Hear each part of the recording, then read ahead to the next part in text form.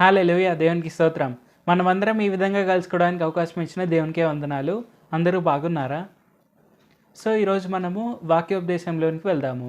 వాక్యోపదేశం మనం డిస్కస్ చేసుకునేది ఏంటంటే, మనము విశ్వాసం కలిగి ఉండాలి. విశ్వాసం అనేది మనకు ఎందుకు ముఖ్యమైన విషయము, మనము విశ్వాసం కలిగి ఉండడం వల్ల ఏం సాధించగలము, విశ్వాసం అనేది మనకు ఎలాగ ఉపయోగపడుతుంది, ఈ విషయాలన్నిటిని మనం తెలుసుకుందాం. సో, మొట్టమొదటిగా మనము హెబ్రీలకు రాసిన పత్రిక 11వ అధ్యాయం 1వ వచనం చూద్దాము. విశ్వాసం అనున్నది నిరీక్షింపబడు వాటి యొక్క నిజస్వరూపమును అదృశ్యమైనవి యున్నవనుటకు రుజువునై ఉన్నది. మనం ఈ వచనం కనుక చూసుకుంటే ఏమర్థమవుతుంది అంటే, విశ్వాసము అనేది మనము లేని వాటికి రుజువుగా పెట్టుకొనగలిగే అంశము. అంటే మనకు విశ్వాసం అనేది ఎలాగా అంటే, ఎగ్జాంపుల్ తీసుకుందాము. మన దగ్గర డబ్బులు లేవు. మన దగ్గర డబ్బులు లేనప్పుడు మనకు రేపు కానీ ఎల్లుండి కానీ డబ్బులు కట్టాలి అన్నప్పుడు మనం ఎవరినైనా అడిగామనుకుందాము. మనం ఎవరినైనా డబ్బులు అప్పుగా కానీ లేదంటే ఇయ్యమని కానీ ఏదో ఒక రకంగా మనము డబ్బులు ఇయ్యమని అడిగాము అనుకుందాం. వాళ్ళు డబ్బులు ఇస్తాము అని చెప్పారు. దానివల్ల ఏమవుతుంది అంటే, మనము తర్వాత రోజు వెళ్ళి డబ్బులు అడుగుతాము వాళ్ళని. వాళ్ళు డబ్బులు మనకిస్తారు. మనము నమ్మకం కలిగి ఉంటాము. అంటే అతను డబ్బులు ఇస్తా అన్నాడు కదా, అతను డబ్బులు ఇస్తాడులే అనే ఒక నమ్మకంతో మనము సంతోషంగా ఉంటాం ఈరోజు రేపు. అంటే మన ప్రాబ్లం అనేది సాల్వ్ అయిపోయింది. మనం ఇంకా ఎల్లుండి డబ్బులు ఎలా కట్టాలి అనే భయం అనేది లేకుండా మనకి ఈరోజు రేపు అతను డబ్బులు ఇస్తా అన్నాడు. సో, అతని దగ్గరికి పోయి నేను డబ్బులు తీసుకుంటే ఆ డబ్బులు అనేది నేను ఎల్లుండి కట్టేయచ్చు. ఎల్లుండి కట్టేయడం వల్ల నాకు ప్రాబ్లం సాల్వ్ అయింది. తర్వాత ఎప్పుడైనా ఇతనికి కూడా డబ్బులు ఇవ్వచ్చులే అన్నట్టు అనుకుంటాము. అది ఎందుకు అలాగైంది అంటే, ఆ సంతోషం మనకి ఎక్కడి నుంచి వచ్చింది? అతను మనకు ఆ డబ్బులు ఇస్తాను అన్నాడు కాబట్టి అతను డబ్బులు ఇస్తున్నాడు మనకు. ఇంకా మనం భయపడాల్సిన అవసరం లేదు. అతను ఇస్తాడులే అని అతని పైన మనకు కలిగి ఉండే నమ్మకం. సో, అతని పైన మనకు నమ్మకం ఉంది కాబట్టి మనకు ఆనందం అనేది వచ్చింది. అదేవిధంగా మన దగ్గర అప్పుడు డబ్బులు లేకపోయినా కానీ మనము ఆనందపడ్డాము. అంటే మనకు ఎలాగ అది అయింది అంటే ఆ విశ్వాసం ద్వారా. విశ్వాసం అనేది అలాంటిది. మనము దేవుడైన యేసుప్రభు వారు మన కోసం ఈ భూమి మీదకి వచ్చారు. మన పాపాలన్నిటినీ కొట్టివేశారు. మనకు మరణం పైన కూడా విజయాన్ని అనుగ్రహించారు. సో, మనం చూసుకుంటే మనము విశ్వాసము అనేది మనము దేవుడైన యేసుప్రభు వారి పైన కలిగి ఉండాలి. దేవుడైన యేసుప్రభు వారి పైన మనం ఎందుకు కలిగి ఉండాలి అంటే, ఆయన మన కోసం ఈ భూమి మీదకి వచ్చారు. ఆయన మన కోసం ఈ భూమి మీదకి వచ్చి ఆయన శిలువ మరణం పొందారు. ఆయన శిలువ మరణం ఎందుకు పొందారు అంటే, మనకు ధర్మశాస్త్రాన్ని నెరవేర్చి మనకు కృపాయుగాన్ని ఇవ్వడానికి వచ్చారు. అలాగే మరణించారు. ఆయన మళ్ళీ తిరిగి లేచి మనకు మరణం పైన కూడా విజయాన్ని ఇచ్చారు. మన పాపాలన్నింటినీ కొట్టివేసి మనల్ని నీతిమంతులుగా తీర్చారు. మనము నీతిమంతులుగా ఎలాగ పిలువబడతాము అంటే, మనము ఆయన పైన విశ్వాసం కలిగి ఉంటే మనము నీతిమంతులుగా పిలువబడతాము. సో, అలాగ విశ్వాసం కలిగి ఉండాలి అంటే మనకు ఏం కావాలి? ఆయన పైన నమ్మకం కావాలి. ఆయన పైన నమ్మకం ఎలాగ వస్తుంది అంటే, ఆయన మన కోసం ఈ భూమి పైన వచ్చి మరణం పొందాడు. అంటే శిలువ మరణం పొందేంతగా ఆయన తగ్గించుకున్నారు. సో, అంతగా ఆయన తగ్గించుకున్నప్పుడు మనకుండే కోరికలు ఆయన నెరవేర్చలేడా అనే ఒక క్వశ్చన్ మనలో వస్తుంది. సో, అదే మనము నమ్మాలి.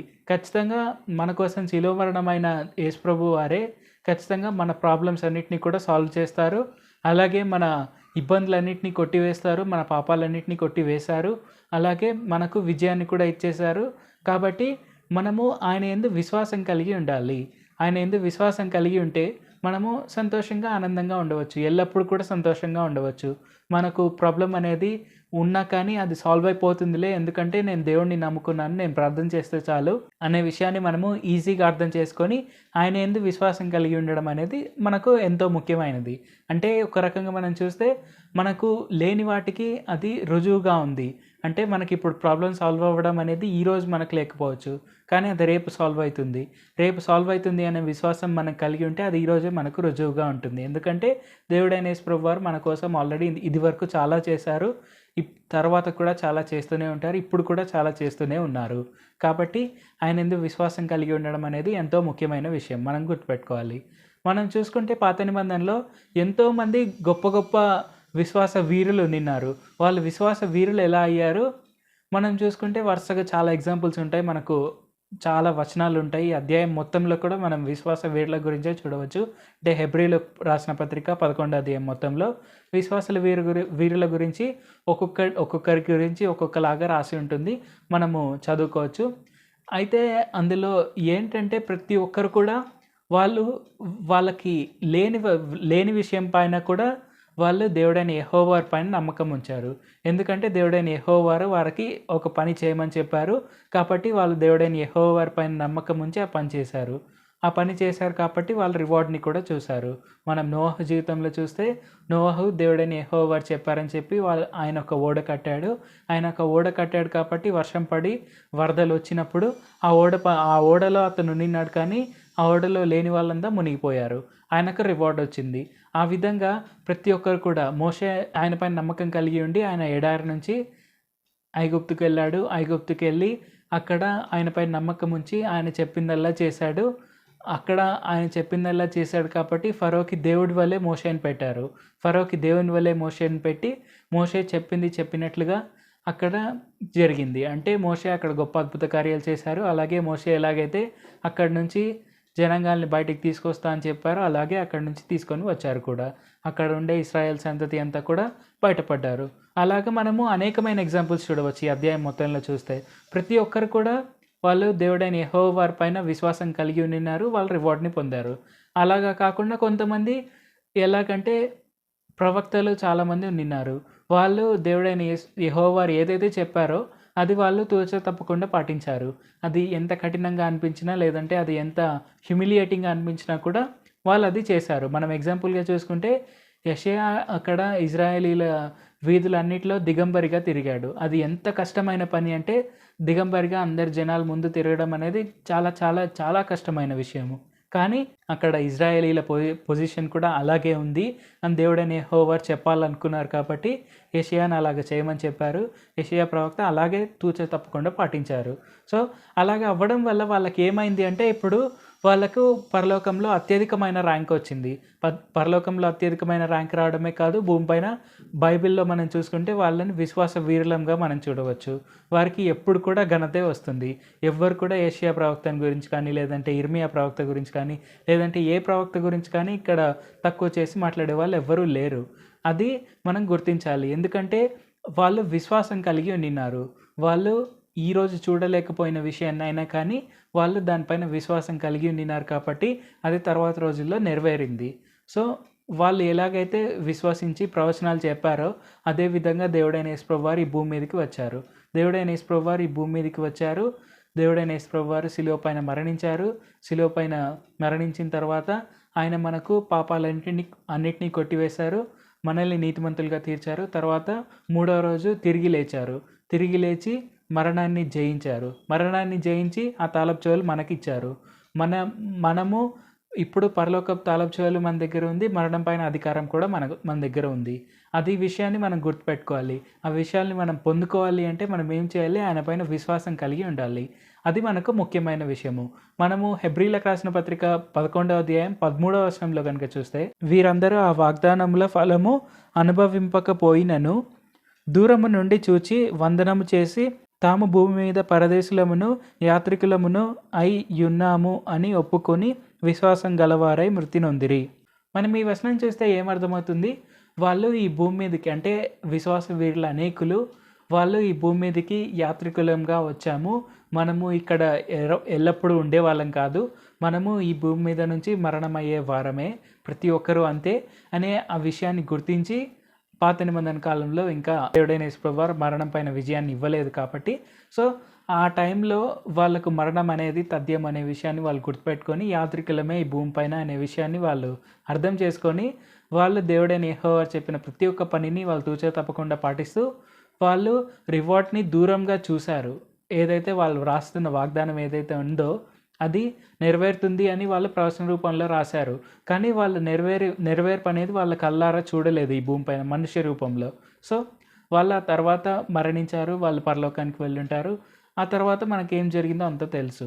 సో మనం చూసుకుంటే వాళ్ళు విశ్వాసం ఎలా కలిగి ఉండినారంటే వాళ్ళు కేవలం ప్రవచనం పైన విశ్వాసం కలిగి ఉండినారు. వాళ్ళు కళ్ళారా చూడకపోయినా కూడా విశ్వాసాన్ని కలిగి ఉండినారు. మనకు ఎలాగ ఉంది అంటే ఇప్పుడు దేవుడైన యేసుప్రభువారు మన కోసం మరణించారు. మన కోసం ఈ భూమి పైనకు వచ్చి మరణించి మనకు పాపాలన్నింటినీ కొట్టివేసి మన విశ్వాసాన్ని నీతిమంతులుగా తీర్చి మనం విశ్వాసం కలిగి ఉండాలి అనే విషయాన్ని మనకు తెలియపరిచారు. సో, మనకు పొజిషన్ అనేది చాలా సింపుల్‌గా ఉంది. అలాగ సింపుల్‌గా ఉన్నప్పుడు మనం ఏం అర్థం చేసుకోవాలి అంటే, మనం తప్పకుండా ఆయన పైన విశ్వాసం కలిగి ఉండాలి. అది మనకు ఎంతో ముఖ్యమైనది. ఆయన పైన విశ్వాసం కలిగి ఉండడం అనేది మనకు చాలా చాలా ముఖ్యమైనది. మన ప్రతి ఒక్క డెసిషన్ దానిపైన ఆధారపడి ఉంటుంది. అలాగే మనం చేసే ప్రతి ఒక్క పని కూడా విశ్వాసంతో చేస్తే మనం సంతోషంగా, ఆనందంగా ఉండవచ్చు. కాబట్టి మనం ఏం చేయాలి అంటే ఆయన పైన అపారమైన విశ్వాసం కలిగి ఉండాలి. ఆయన పైన విశ్వాసం కలిగి ఉంటే మనం లేని వాటిని కూడా పొందుకొనవచ్చు. మనం ఇది తప్పకుండా గుర్తుపెట్టుకోవాలి. ఇప్పుడు మనము ఇదే హెబ్రీయులకు రాసిన పత్రిక 11వ అధ్యాయం 40వ వచనం చూద్దాం. దేవుడు మన కొరకు మరి శ్రేష్టమైన దానిని ముందుగా సిద్ధపరిచెను గనుక వీరు వాగ్దాన ఫలము అనుభవింపలేదు. విశ్వాస వీరులు ఎవ్వరు కూడా ఒక ఫలాన్ని అనుభవించలేదు. ఏంటంటే అది పాపక్షమాపణ. వాళ్ళు పాపక్షమాపణ కలిగి ఉండాలి అంటే వాళ్ళు అనేకమైన బలులు అర్పించాలి.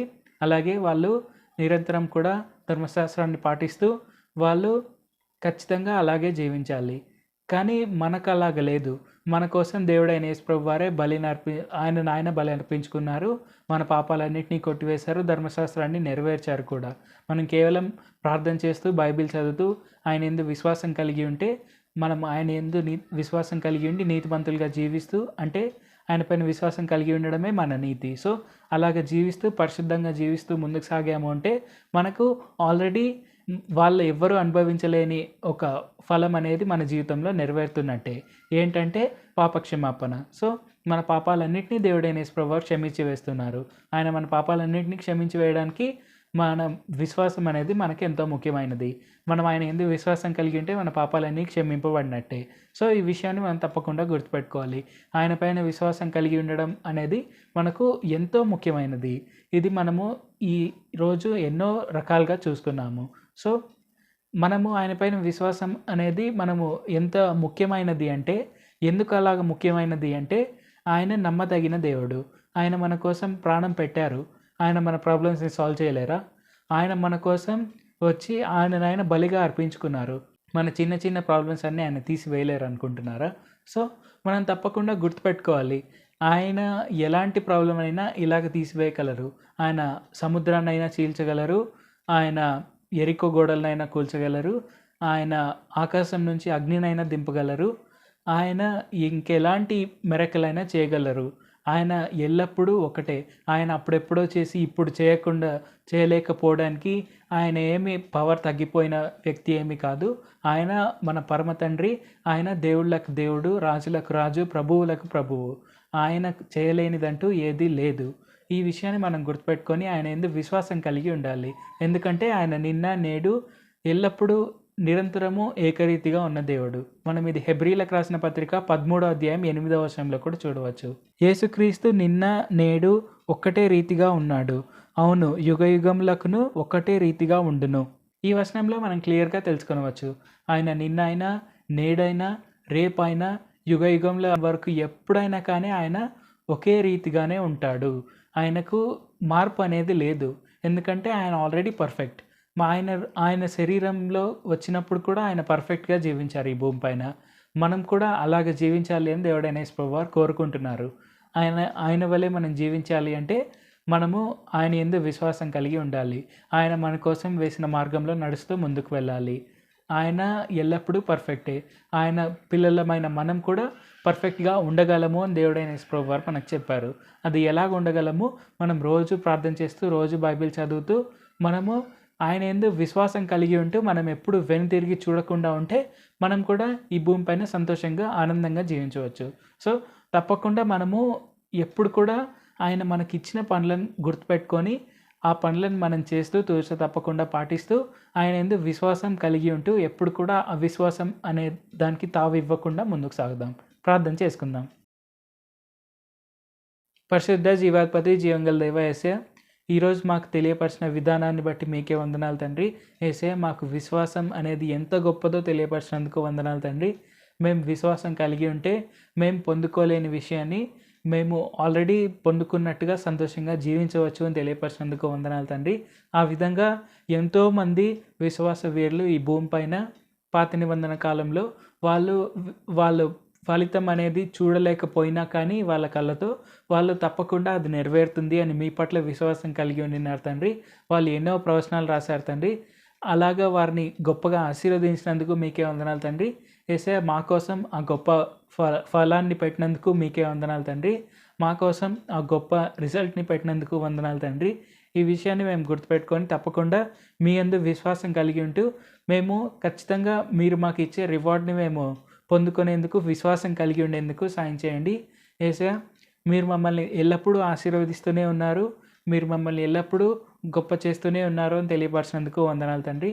ఈ విషయాన్ని మేము ఎప్పుడు గుర్తుపెట్టుకొని తప్పకుండా మీ యందు విశ్వాసం కలిగి ఉంటూ మేము ఎప్పుడు కూడా మా విశ్వాస మార్గంలో వెనుతిరుగు వారి వలె ఉండకుండా ఉండేందుకు సాయం చేయండి. ఎందుకంటే మీరు ఎల్లప్పుడూ ఏకరీతిగానే ఉంటారు, మీరు ఎప్పుడూ మారరు అని తెలియపరిచినందుకు వందనాలు తండ్రి.